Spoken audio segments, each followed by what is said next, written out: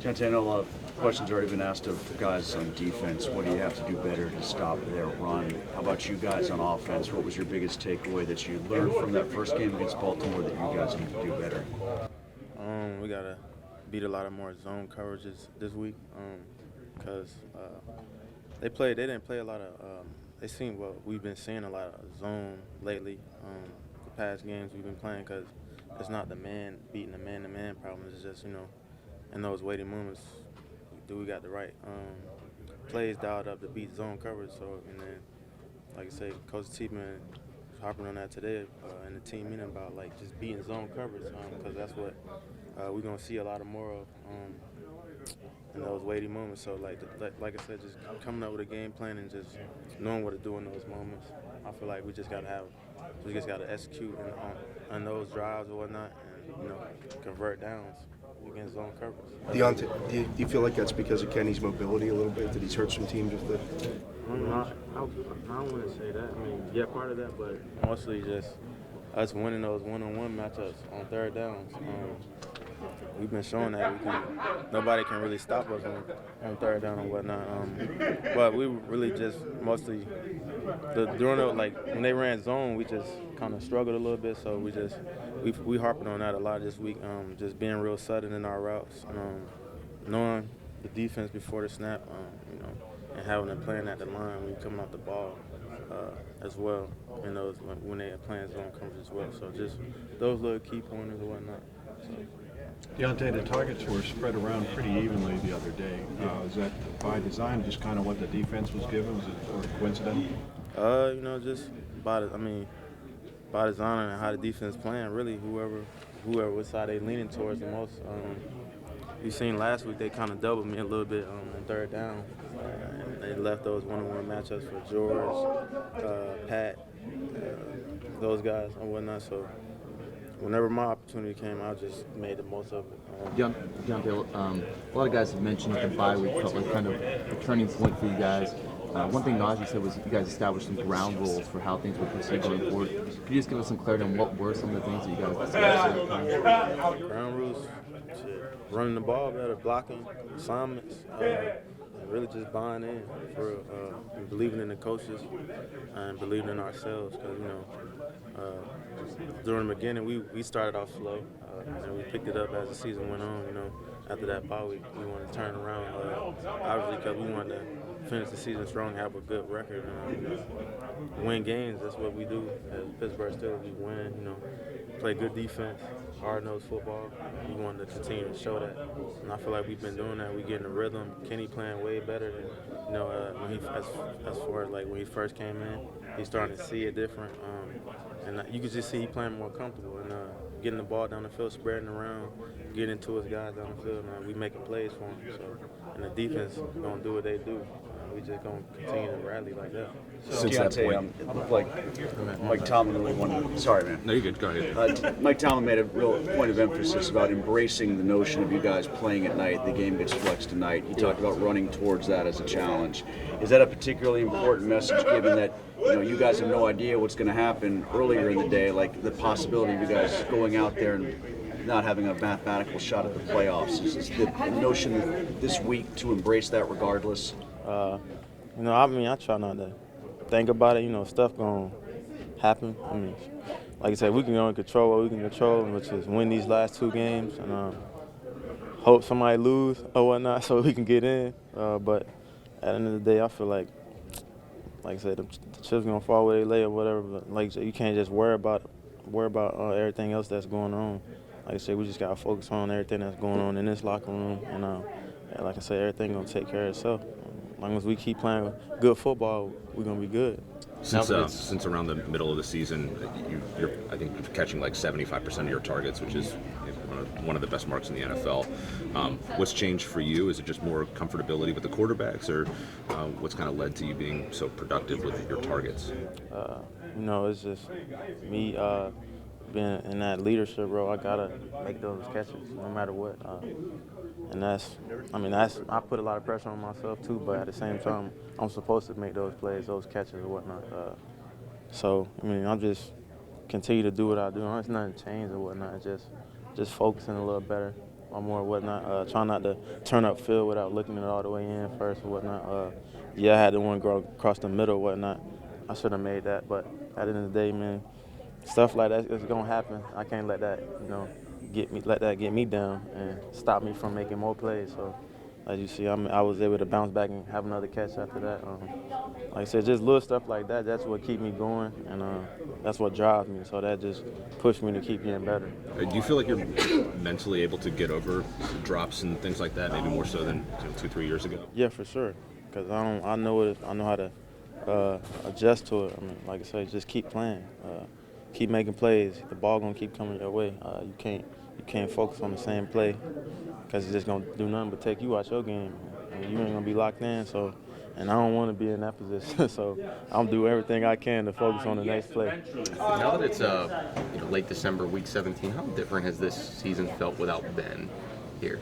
Does it feel it's a lot different without him? I always feel like that. Like look over at his locker, he ain't there or whatnot. So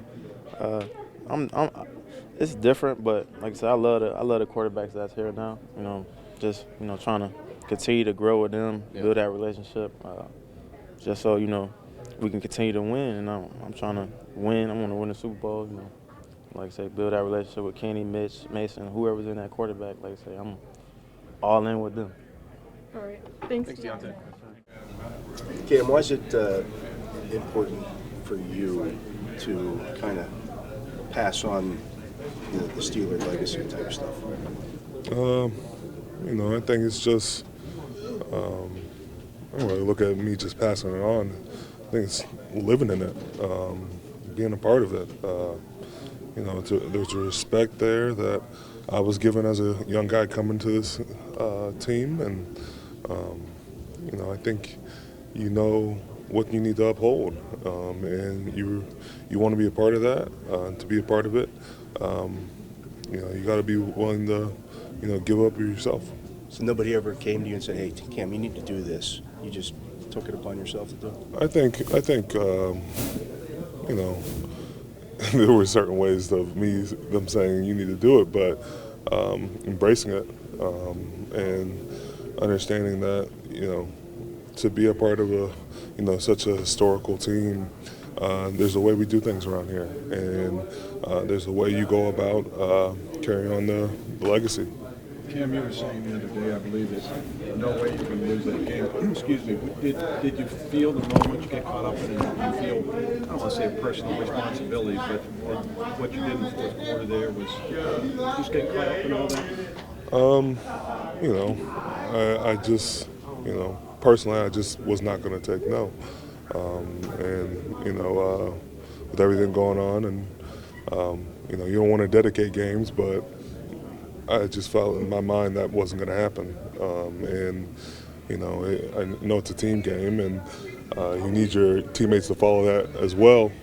But I felt from the group we weren't going to take that as well. Mike T brought up, you dedicate a game, it can go one or two ways. And, he can say that, but through our hearts, we felt like we couldn't.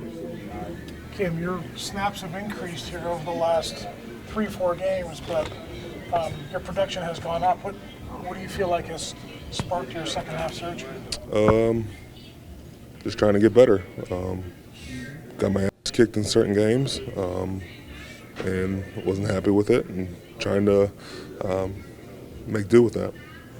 Not getting voted to the Pro Bowl, got any motivation to go out there? Man, I got tons of motivation. I can go through the list, but it's something down the road I'll have to think about. But there are so many things that I need to do for this team that Pro Bowl comes second to.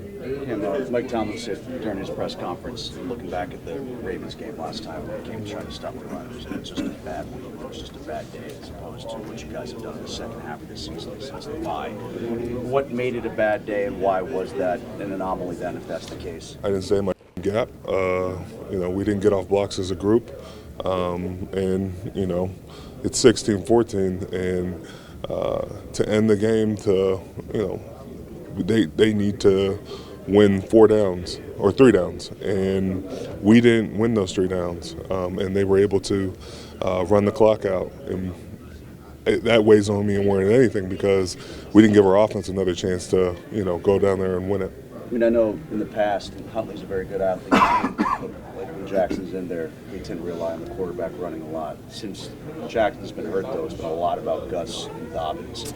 I think it's about them, but don't get me wrong. Huntley's definitely part of the running game as well, especially in the red zone. I think they mix things up. You can look at the Atlanta game.